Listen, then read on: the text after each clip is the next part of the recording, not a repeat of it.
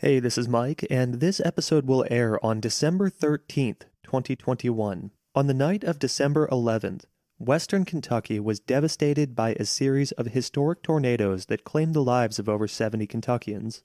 All of us and our families are safe, but if you have the means to do so, please consider donating to the Disaster Relief Fund. The address for the relief fund is teamwkyrelieffund.ky.gov. One more time, that is teamwkyrelieffund.ky.gov, and we'll include a link to that in the episode description. Thank you in advance. Your donations to the relief fund are tax deductible, and if you do donate, please send an email to mike@monstergamenight.com, and we'll recognize you in an upcoming episode. Monster Game Night is a dark comedy actual play podcast that explores personal and political horror. This show is not appropriate for children, and adults can find content warnings in our episode descriptions. Welcome to our Vampire the Masquerade Chronicle, Bluegrass by Night, where our coterie of ambitious vampires fights to carve out their turf in a fictional Appalachia dominated by ancient monsters. I'm Ben, and I play Tommaso, the shocked Putnesca. I'm Russell, and I play Gordon, the energized Lasombra. I'm Josh, and I play Clear Visions, the torpid Toreador. And this is Nick, playing Jason, the blood-hungry sorcerer. Hey, I'm Mike, and I'll be your storyteller. Why doesn't our coterie let us know what happened last time on Monster Game Night? To kick things off, I failed a check, and now Clear Visions is in torpor. Gordon made his way to his fellow coterie mates, snuck into the museum, and made his way down the elevator shaft. Tommaso may have panicked slightly when he saw the first vault door going down. He ripped the cage off of the elevator and jammed it in the door.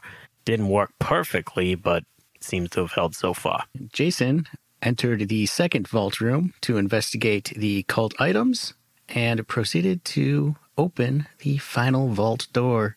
Yeah, and so then we had a couple of cops or something sneak up on us. Gordon and I both got a little bit of a charge out of that, if you catch my drift.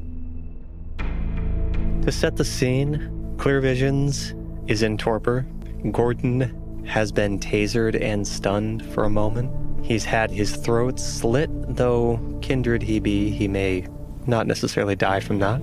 Tommaso has been tased and stunned as well, with another figure preparing to deliver a coup de grace to him also. And Jason is opening the final door to this vault. The vault itself is made of black marble. The vault door is gold. There are torches burning on the walls, barely penetrating the billowing mist. As Jason has pulled the vault door open, at first it feels heavy and as though he has to pull very hard, but then suddenly, as though a force inside of it is pushing to get out, the vault door begins to swing open. The black mist that's been filling this room gets even stronger. Before, it was twists that were making it difficult for the light to penetrate, but now they billow in like a smokestack. He looks inside, and Jason can see a figure seated on a wooden chair. He sees an altar. He sees a mural painted on a wall, and on that wall, there's what looks like a black void that all of this twisting black smoke is billowing out of. What do you wish to do? Is this figure acknowledging me in any way? Look at the figure. Jason notices something. Its hands are held in front of it in an uncomfortable position, holding something. And there is a book held between its chest and its hands. The figure itself is wearing anachronistic clothing. You see ruffles and fringes along the edges. You see long curled black hair. You see that the cloth has yellowed with time, and he's wearing gray slacks that look somewhat outdated. The figure does not acknowledge you. I approach. Jason approaches and notices now that the figure's hands are wrapped around the base of a wooden stake that has been driven through a book and into its own chest. The stake is through the book. You see that the wooden point has penetrated out of its back. Can I pry the book off without removing the stake? Doesn't look like it. Jason really wants this book. Why? It's holy. And? One might say he got the point of the book. God. One too many. So bad. We all take a point of superficial willpower damage. All right, well. Let's return to Tommaso. The other figure, next to the one who tased you, walks over, draws a knife, kneels over your chest, and slits your throat as well. What do they do? Like, is the guy who slit my throat, has he walked away? He's walked away. Okay. We enter round 2 of our combat. Gordon, you failed by enough that you are not able to act during this round. Tommaso, you are. All right, so is the guy that just slit my throat still, like, kind of in the same position close by? Like, is his hand within, like, easy reaching distance? He stood back up. I'm going to slowly sit back up, and I'm going to look up at him, and I'm going to say, you just made the biggest mistake of your life, motherfucker.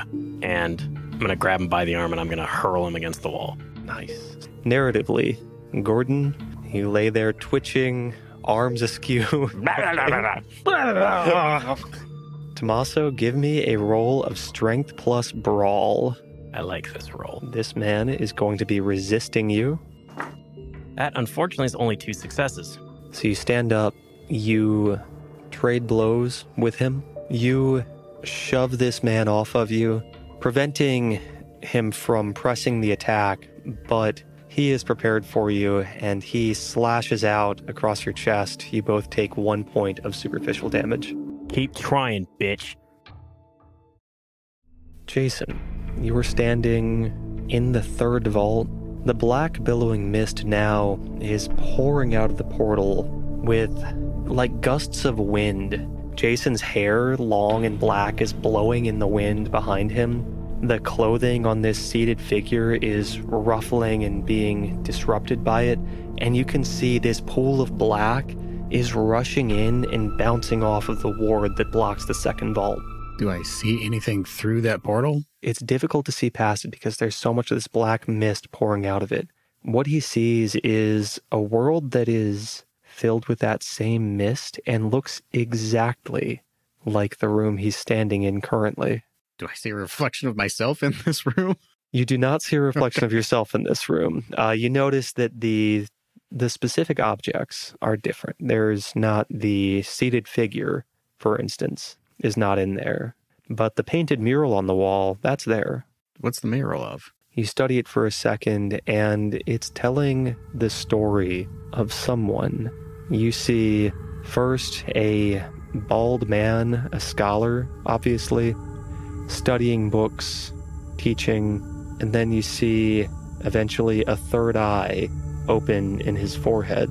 A bit later, you see him feeding on what looks like some kind of otherworldly creature with a raven's head and black raven's wings sprouted from its back.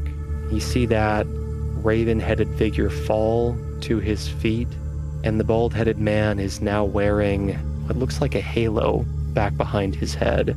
And then you see the bald-headed man climb into a sarcophagus and shut the lid. Fascinating. So is there anything else around this portal? Any runes or anything? You see there are more glyphs of blood sorcery have been painted along the barrier that you've just passed. You also notice that the chalice looks like it's rolling a little bit more freely now. Also, point of order that I should have brought up at the very beginning, but I guess it was just on a hugely delayed timer. The 2nd door has begun to close as well. Awesome. So that puts who where then? We're on the other side of it. Good. It's closing very slowly. Well then. So this is kind of a Austin Powers steamroller situation. A little faster than that. Okay. Well, I think you can tell what idea I have now. No, I can't at all. I think Mike gets it. So we're going to cut back to Gordon and Tommaso. I have every single part of my health tracker marked now. I took resilience so this wouldn't happen. I'm sorry. Fucking bullshit. Well, if you hadn't, you'd be dead. So now we're at the top of the third and final round of this combat. Gordon, you're able to act, so we start with our engaged melee combat. All right. Tommaso? I'm staying engaged with this guy. I don't want him to tase me again. So you're staying engaged with the man with the knife. All right, give me a roll of strength plus brawl. The fuck? Yeah, you counted that right. 3 successes. Fuck this game. I'm never going to heal this shit. He steps back, wielding his knife, and he is obviously lunging in to attack you a second time. Wait a minute. Can I go back and willpower that? Yes. I got 1 more success. So that changes it. Thank fucking God.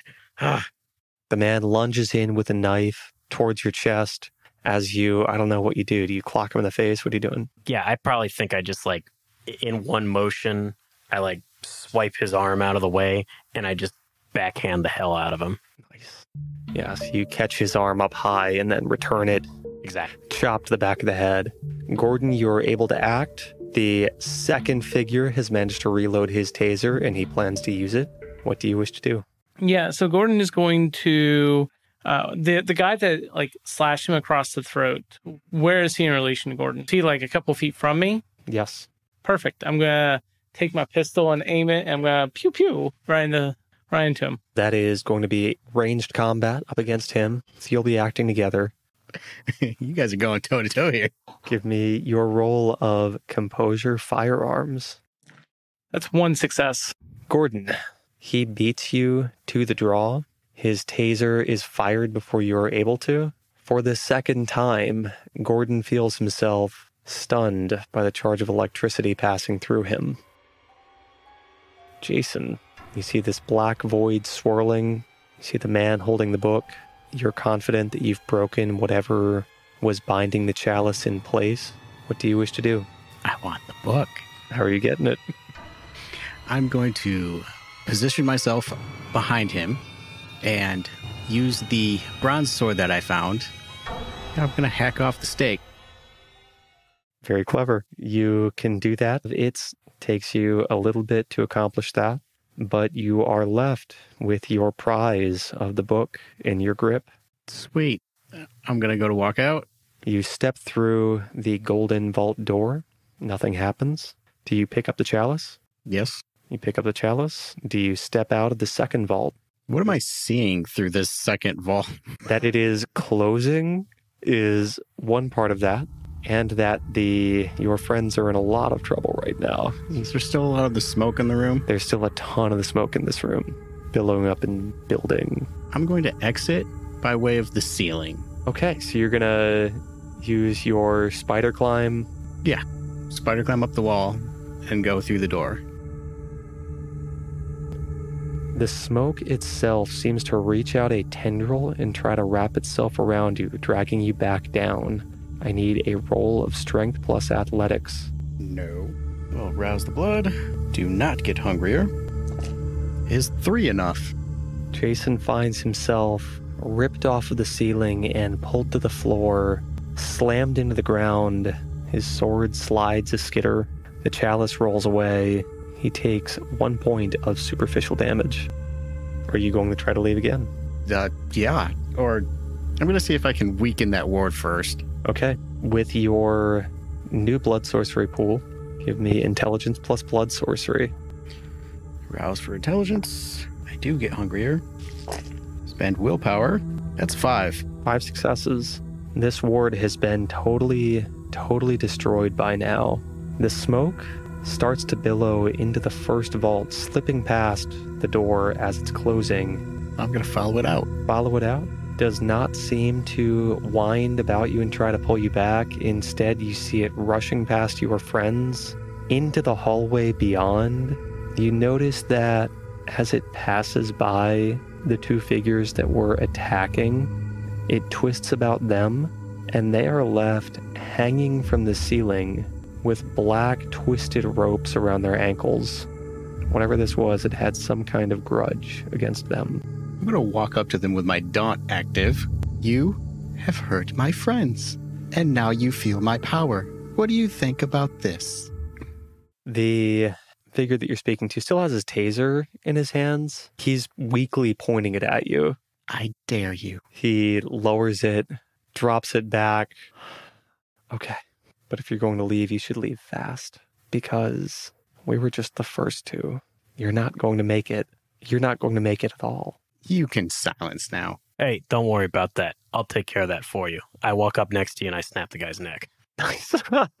I'm going to rouse Gordon up. Gordon's going to get up, knock the taser leads off, Mm-hmm. and he's going to jump on the other guy and bite deep into him. Okay. And suck him dry. It's going to take a little while. Yeah, he's going to look at the guy and tell him make him forget things, but he's going to like go in and like try and keep him from struggling and take him with him if he can. Taking him with you is going to be hard because he's tied up right now. I don't think you're going to be able to. Drain him if you want to, but we need to go. Yeah. Probably without him. Yeah, no, I'm not going to drain him. I'm just going to get one hunger back. You recover one hunger. All right, and then I walk over and I snap his neck too. Okay. You leave the bodies They saw us. suspended. I don't want them to get out. But this is a massive masquerade breach now. It was before. Okay. We don't have to leave them alive. These men are not innocent. They aren't alive. Exactly. All right. So with that, Tommaso picks up clear visions and we're getting out of here. Yeah. As you enter the elevator, you see that the rope the two officers followed down earlier is still there. You climb up. I guess I can do that while carrying clear. I'm just spider climbing, so I'm good. I think you're good. I think you should take him then. You arrive to the first floor of the Anthropology Museum. You see that a police perimeter has been established all around it. You see lights shining in through the slits of windows, but it does not appear that anybody else has entered this place right now. Only the two figures that you've met already. I'm going to tell you to go up to the roof and I will have the cops that I talk to come in and start sweeping downstairs and see if I can draw them away from the perimeter to let you guys get through. That's not a bad idea, actually. Okay. So Tommaso, Jason, and Clear Visions being carried. You follow the stairwell up to the roof. You find that it's a locked steel door, but the chain on it really isn't very sturdy at all. It's easy enough to snap it and get through. Now, Gordon, you walk through the museum, self-important as always. You step through the double doors at the front. What do you wish to do? Do I see the two officers I saw earlier? You do. You see Officer Dane is standing right in front of the door, talking into a walkie-talkie. You see that a large group has gathered behind him, flashing lights, sirens. Officer Dane looks at you and says, "I don't see anyone with you." Yeah, they got away. Did they get through this line? No one's been this way. Then clearly they're still in the building. We need to search this top to bottom.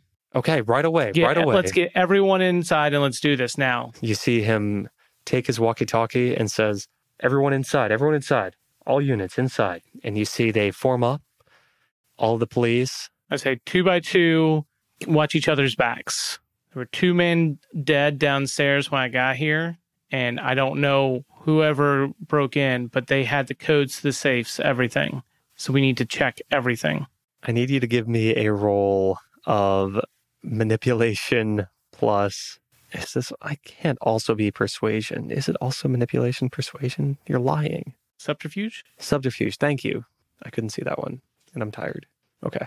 So manipulation, subterfuge, with your specialty for impeccable lies. 7 successes. Holy shit. Good rolling boys back. So This is something Gordon's really good at. Yeah, I know. That's why you're excited. they all fan out. You see them begin searching the museum thoroughly top to bottom. None of them are paying any attention at all to anything but searching for the 2 terrorists that you claim are still inside. Yeah, while they're searching, I'm just going to calmly walk away. Is there a fire escape down from this roof? Don't you have spider climb? Well, he doesn't. He could just jump. You have the strength for that. I think there's probably a fire escape down from the roof. I don't know. It's a 1-story building, so with a roof. It's not Is very it far. only one It's only story? 1 story. It's not very okay. far. Yeah, I was to say, it wasn't a large building. Yeah, it wasn't. Yeah. I can probably just... I think dropping one story will be okay. I was picturing it larger, but all right. Even D&D gives you 10 feet free fall before you take any damage. That's right. Yeah, once the cops clear out, I'm not going to do any style points. I'm just dropping. Just dropping down. Yeah. Jason, you drop down as well? I climb down. You return to your vehicles. Where are you going from here? How much time have we got left? It was pretty early when you started out. You were in there for a while. Probably about 3 hours are left until dawn. So you have a little bit of time. Okay, we got the thing we need. Let's just go and we'll get Rosetta fixed. Jason, are you sure that's the right one? Yes, this is time? definitely the right one this time. All right, any objections? What? I don't particularly want Look to... at the shape of you. Yeah, you're in rough shape. Yeah, and I'm in kind of rough shape. And our friend here is sleeping on the job. yes, but We should she's gonna regroup. she's gonna help us out. She's family. She'll do it for me. Why don't we just go back to my hideout? Your hideout. That's right. Oh, so now you're being generous. You all do that. I'm going to go back to the church. What the hell are you up to? Nothing. Unless you want to go and take Clear back to the studio site. All right, kid, I give in. Let's go. Fair enough. All right, have fun. We'll see you later. See you guys tomorrow evening. Give the father a call when you're ready to meet up. Do I have to? I don't like talking to that guy. Unfortunately, it's the only way you can let me know when you're ready. Fine. I don't have a cell phone, I'm sorry. Yeah, for good reason. That conversation was not pleasant earlier. I mean, I understand that, but it's far more pleasant talking to him than it is me. Debatable. See you later. See ya. Is anybody feeding tonight or anything like that? I'm not feeding, but I wanted to drive to Vortex Industries Okay. and just do a preliminary surveillance. Lied to us. So give me a roll of just wits awareness for that. So Jason Tommaso, you travel for the first time this chronicle to Jason's haven that Lonnie prepared for him in the basement of Ridley's. There's a steel exterior door that leads into it. It's more of a cellar than a basement, really. But as you approach, are you both at greater than 4 hunger right now? No. That's good. You notice something. You smell an intense sense of blood. Ridley's is built across from a slaughterhouse. You're okay for now, but whatever lapse in judgment or maybe intentional dislike that was from Lonnie, pretty bad. They did this to you on purpose, kid. You should remember this. Slights like this should not be let go. Those idiots probably thought we would like it. All right. Let's secure the old guy here. Let him come out of this naturally. And then, they said you got blood bags in here, right? What's wrong with the one on you? I want to keep it in case of an emergency, you know? Back up. Yeah, and I've got plenty here for my emergencies too. You are the worst. You know that? Just drink your bag and I'll replace it later. I open it up. And do you drink it? Yes. So as much as I would wanted so badly to blood bond you to Suzanne, blood bonds only persist for about 15 minutes after the Vitae leaves the body. She was very disappointed that you didn't drink it right away. Jason's disappointed to find out that nothing happened. Eat it. Eat it. Always experimenting. Gordon, your preliminary survey of Vortex Industries. 4 successes. Vortex Industries, you see, is built on the site of a strip mine. You see heavy equipment that is used to destroy this mountaintop. You see what looks like an industrial plant. There is a railroad leading into the building. You see a petrochemical refinery, and off to one corner, you see an elevator that has caution tape covering it, seemingly in a concrete pavilion leading to who knows where underground. Do I send any kind of guards or anything like that? No guards. What about cameras? Oh, definitely cameras. Yeah, you see there's quite a few of them watching this. It's a industrial plant that does have some measure of physical security. I just want to sit here for like an hour or two and case it and see if I see anyone like coming or going, and like try and like guess patterns to movements. to make it easier for me to go in if I need to later on. Okay. There are people coming and going. Vortex Industries, it seems, operates at all hours of the night. The elevator does not ever operate. Covered in caution tape, no one seems to go through it. The patterns themselves, there is an obvious shift change that happens at, I guess, about 6 in the morning. By that point, it's gotten extremely close to dawn, and that's probably a good time for you to scurry on home. Yeah, I'm going to go back to the church and go to sleep. Okay, I think that's a great moment for us to end. Hey guys, we're Monster Game Night. Thank you so much for joining us this evening. I'm Mike, your storyteller, and I am joined at the table by... I'm Nick, playing Jason. I'm Russell, playing Gordon. Josh playing Clear Visions. And Ben, playing Tommaso. Tune in next week, please. We release an episode every Monday. Also, when you get a chance, follow us on Apple Podcasts, Spotify, or your favorite podcatcher. We'd, of course, love to hear from you on social media. You can find us on Twitter, Facebook, and Instagram at Monster Game Night. Also, please give us a rating, write a review, and tell your friends and family about the show if you enjoyed it, because word of mouth is the best way for a small independent show like ours to grow. Hope that you can come to our next Monster Game Night.